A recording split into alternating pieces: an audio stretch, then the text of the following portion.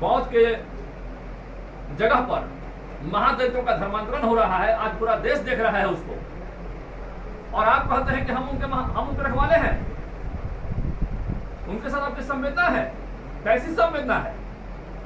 पूर्णिया में वायसी में जो घटना घटी उसमें कोई राजनीतिक पार्टी ने वहां पर एक्शन लेने का काम नहीं किया। सबसे पहले हिंदू जागरण मंच ने वहां पर दलित परिवारों के साथ अपनी संवेदना जाहिर की और उन परिवारों को पुनर्वास के लिए 15-15 हजार चंदा करके उन लोगों को देने का काम किया और उनको बसाने का काम किया।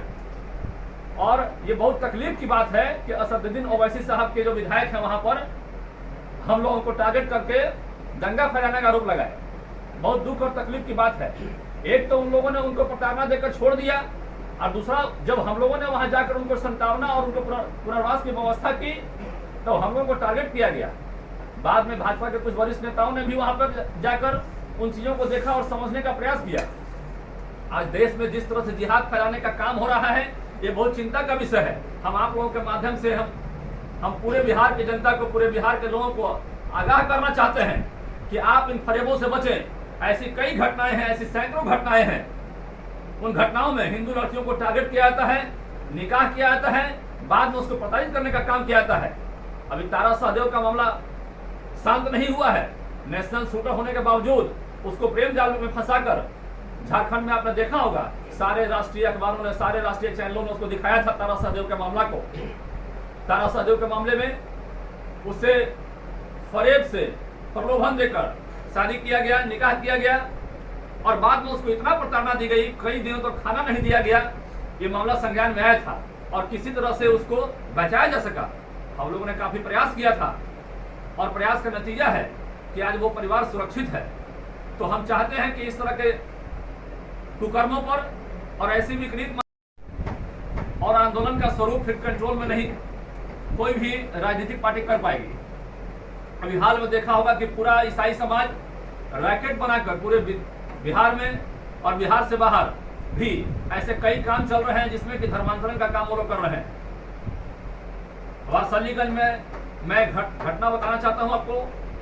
125 गांव वारसलीगंज में है, जिसमें 25 गांव में ईसाइयों ने हिंदुओं को धर्मांतरित करने का काम किया है। अभी हाल में गया कि घटना के बारे में आपको जानकारी है? अभी हाल में गया के घटना के बारे में आपको पूर्ण रूप से जानकारी मिली है कि वहां रैकेट बनाकर पिछले 2 सालों से हिंदू, खासकर महादलितों को, हम तो उन लोगों से पूछना चाहते हैं जो महादलित के रखवाले हैं, दलितों के रखवाले हैं, आखिर वो क्या कर रहे हैं बिहार में? आखिर वो क्या कर रहे हैं? क्यों अपने आप को कहते हैं कि मैं दलितों का रखवाला हूं? क्यों कहते हैं अपने आप को? बिहार में सभी जिला में प्रेस कॉन्फ्रेंस आयोजित किया गया है।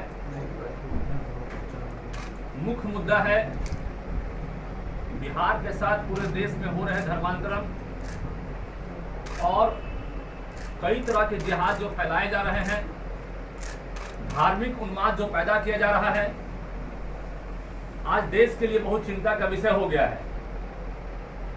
अभी हाल के दिनों में आपने देखा होगा, लखनऊ की घटना के बारे में सुना होगा।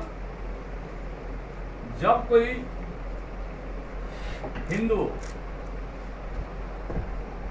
लड़का ने बात किया था ईसाइयत के ऊपर कि क्यों ये हावी हो रहे हैं।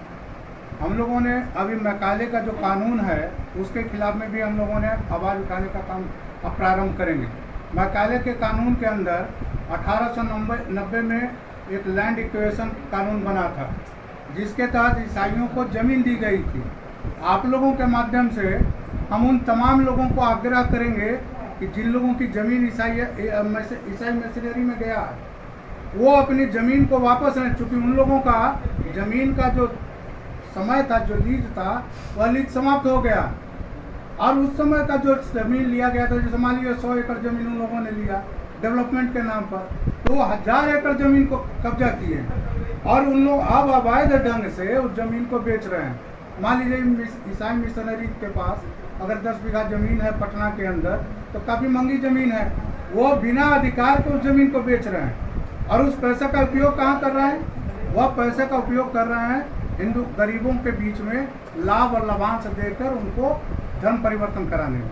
इसकी भी मांग हम लोग करने जा रहे हैं, इसका भी मांग हम लोग उठा रहे हैं और अभी हम लोग मांग कर रहे हैं। अभी देखिए आपके यहाँ नैरेटिव सेट है, ऑल एक बड़ा जो धोखा है हिंदुस्तान के अंदर, उस धोखा का नाम है सेकुलरिज्म। सेकुलरिज्म एक धोखा है। इसी धोखा की तरफ तो हम लोग इशारा कर रहे हैं। आज तक हम लोग बोलते नहीं थे, अब तो बोलना प्रारंभ किया ना। सेकुलरिज्म का मतलब क्या होता है? धर्मनिरपेक्षता।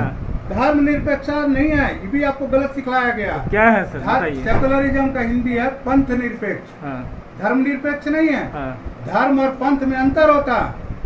धर्म जो है हाँ। तो जैसे इस्लाम है, इस्लाम धर्म नहीं है। हम लोगों को गलत सिखाया गया है, ये नैरेटिव सेट किया गया है। वह पंथ है। धर्म एक ही है पूरे दुनिया के अंदर, उसका नाम है सनातन धर्म।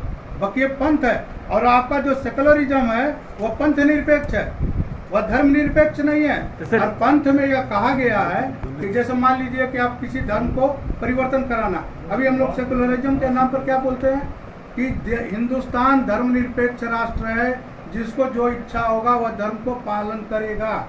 हम लोग भी इस चीज को मानते हैं, लेकिन पालन करने के लिए उनको लाभ से, उनको दबाव डालकर, उनको पर अत्याचार करके अगर धर्म परिवर्तन कराया जाता है तो यह मानवीय दृष्टिकोण से भी और कानूनी दृष्टिकोण से भी यह गलत है। इसी का हम लोग विरोध कर रहे हैं।